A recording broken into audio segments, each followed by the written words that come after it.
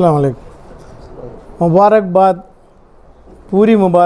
पूरी दुआ आबिद असलम साहब को ही जाना चाहिए, आपसे, मेरे से, क्योंकि हर इंसान के वास्ते काबतुल्लाह के सामने एक आदमी दुआ किए हैं तो सिर्फ इन्हों ही किए हैं, क्योंकि शाही मेहमान बन के नहीं गए हैं।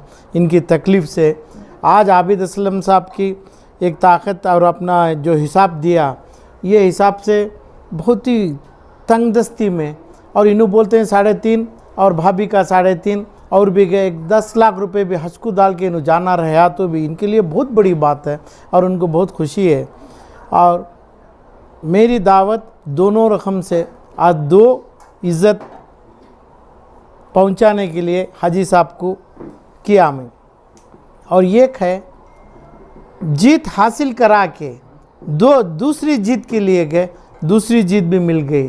कर्नाटक में मुसलमानों के पीछे उर्दू मीडिया, उर्दू पेपर, उर्दू का दुकान, उर्दू का पेपर बांटते हुए जो तरक्की पे आए, और आप जैसी उर्दू मीडिया के साथ, आप जैसे लोगों के साथ पहली जीत हासिल करे कि भाई कर्नाटका में मुसलमानों के लिए मुसलमानों से एक हुकूमत बनाएगी।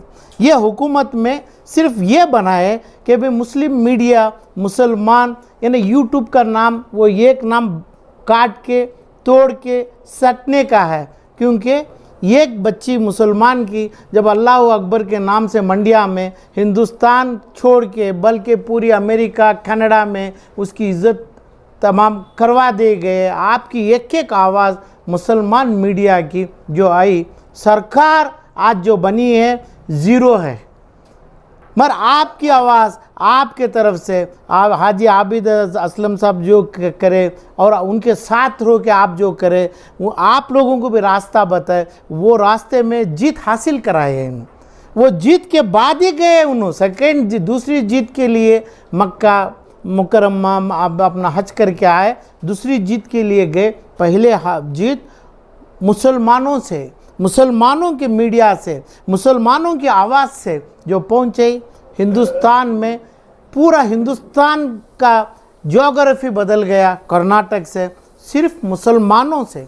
ये बात नहीं है कि भाई मुसलमान हिंदू इसका डिवीज़न चाहिए, मगर ये आ गया कि भाई मुसलमान को कोई हुकूमत, कोई देश, कोई पार्टी ना जोड़ सकती ना तोड़ सकती।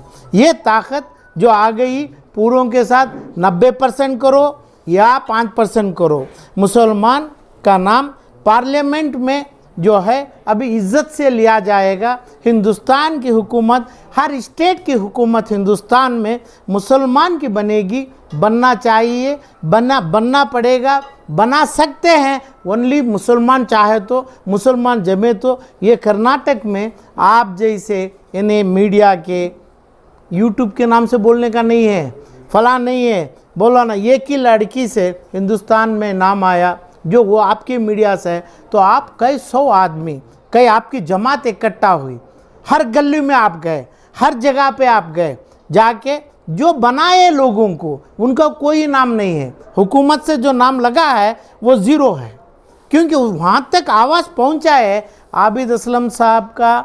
ऐसे आप जैसे लोगों का, जितने आप लोग बैठे हैं, खुसूसन उर्दू मीडिया की जीत हुई, जीत आपकी हुई, आपसे पूरा कलर दिखा है, मगर वो उसका फ़ायदा उसकी दुआ, आबिद असलम साहब की दुआ, आपकी दुआ, कर्नाटक के 100 लाख मुसलमानों को भी उसका अल्लाह उसका अजर देना चाहिए, देना है। मगर उसका बदल में जो हुकूमत है, हुकूमत को भी ये समझना चाहिए कि भाई उर्दू की मुसलमानों की एक ही वॉइस से 90% वोट से तकरीबन 25 या 40% ज़्यादा वोट लिए, 25 या 40, 135 140 सीट लेना मामूली बात नहीं है। जो ये बात से कोई बोलता ना गधा भी और दूसरा भी बाघ बन जाता, ये बनने का मौका हुकूमत को, ताकतदार हुकूमत बनाने का मौका सिर्फ मुसलमान के मीडिया से, मुसलमान के दक्कनी ज़बान से हर इंसान तक पहुंचाने का हक आबिद असलम साहब के जैसे आप लोग तमाम की एक टीम की हासिल करें। उसको इनके साथ आप तमाम लोगों को मेरे तरफ से मुबारकबाद है। बिस्मिल्लाहिर्रहमानिर्रहीम। उतरते होंगे रहमत के फरिश्ते आसमानों से, उतरते होंगे रहमत के फरिश्ते आसमानों से, खुदा का नूर होगा, रोज़े खैरुल वरा होगा, वो नखलिस्तान मक्का व मदीने की गुज़रगाहें, कहीं नूरे नबी होगा तो कहीं नूरे खुदा होगा। वो ताइफ का बाज़ार अल्लाहु अकबर के चारों तरफ से बरसते थे पत्थर, लहू जिस्म अतहर से बहता था, लेकिन दुआ के लिए हाथ उठाए मोहम्मद सल्लल्लाहु अलैहि वसल्लम। मैं सबसे पहले रियासत कर्नाटक की मारूफ मिल्ली शख्सियत, जिनको पूरे रियासत के कोने कोने में, चप्पे चप्पे में आलम पाशा के नाम से जाना जाता है, ये वो शख्सियत है जो मिल्लत का दर्द फ़िक्र तड़प रख कर, अपने कारोबार, तिजारत, बिज़नेस को बाजू रख कर, जब भी मिल्लत पर कोई आफत आई है, परेशानी आई है, तो उन्होंने सबको दूर रखते हुए ऐसी आग में कूद पड़ते हैं जहां से निकलना नामुमकिन नज़र आता है। ऐसे मसाइल लेकर मीडिया के सामने, हुकूमत के सामने, क़ानून के सामने, कोर्टों के सामने वो हाजिर होते हैं। ऐसा बेबाक, निडर, समाजी खिदमत गुजार शहर बेंगलुरु में वाहिद नज़र आता है। चाहे जितने भी मसाइल बेंगलुरु के अंदर हुए हैं, हर मसाइल में खुलकर आए, अपना तन, मन, धन सब कुछ लुटाने के लिए तैयार हैं। मैं मीडिया से ये बात बताना चाहता हूँ, कर्नाटका हज कमेटी 8000 अलाटमेंट हुआ, इसका 7300 आदमी जा सके। कुछ लोग इस वास्ते नहीं जा सके, वक्त पर उन्होंने पेमेंट नहीं कर सके। ये बार का कोटा अच्छा रहा, हज का सफ़र भी माशाअल्लाह बहुत अच्छा रहा। ऐसे बिल्डिंग्स दिए जाते हैं जो कोरमंगला जैसा इलाके से भी हाईटेक एरिया में अजीज़िया आता है। अजीज़िया में रूम्स जो दिए जाते हैं, उस रूम में 4-5 आदमी रहते हैं, खुद का घर का खाना पका कर खाते हैं। तकरीबन 30 दिन वहाँ रहना पड़ता है। सफ़र बिल्कुल सस्ता, 3,20,000 में हम जाकर आए। मैंने आने के बाद सुना कि प्राइवेट टूर्स 10 लाख, 9 लाख, 11 लाख, 12 लाख तक जाते हैं। मेरी तमाम मीडिया से अपील इस बात कि मैं आलम पाशा साहब से इजाज़त लेते हुए ये कहना चाहता हूँ कि कर्नाटका से जो हज कमेटी है उसका सफ़र सस्ता है, अच्छा है और बहुत उम्दा और बहुत आसानियाँ हैं उसमें, क्योंकि मैं ख़ुद प्रैक्टिकल आदमी हूँ। तुम 10 लाख 12 लाख देकर प्राइवेट में जाने से तुम ना क्या फ़ायदा होता है।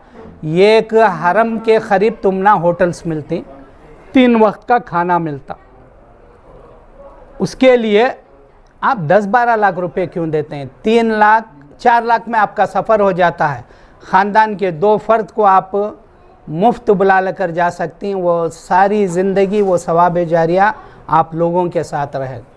प्राइवेट का ख्याल छोड़कर कर्नाटका हज कमेटी से जाए।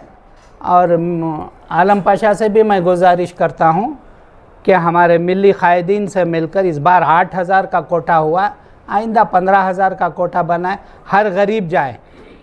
और हो सके तो कर्नाटका सरकार से मेरी गुजारिश कि सब्सिडी कर्नाटका सरकार कुछ दे, क्योंकि हर गरीब की ख्वाहिश जाने की होती है। मैं फिर से एक बार आलम पाशा साहब का शुक्रगुज़ार हूँ, उनका ममनून हूँ, मशकूर हूँ कि 7,300 हाजियों में से आपने मुझे चुनकर एजाज़ दिया और मीडिया वालों के सामने मेरी हौसला अफजाई, इज़्ज़त अफजाई आपने की है। अल्लाह ताला इसका अजर आपको बहुत ज़्यादा देगा, क्योंकि हाजी के इश्क में आपने इतनी बड़ी महफ़िल सजाई है। ज़ोहराना का इंतज़ाम, हमारे मीडिया वालों का इंतज़ाम, ये सब आप दिल से करते हैं, जो भी काम करते हैं दिल से करते हैं। और बिलखुसूस मैंने काबतुल्लाह में फजर के बाद जाकर बैठकर तवाफ़ काबा करने के बाद 1 घंटा मैं काबे के करीब बैठा और जिन जिन लोगों के व्हाट्सएप पर दुआओं के दरख्वास्त, उनके नाम पूरे लिखकर मैं अल्लाह से दरख्वास्त करता।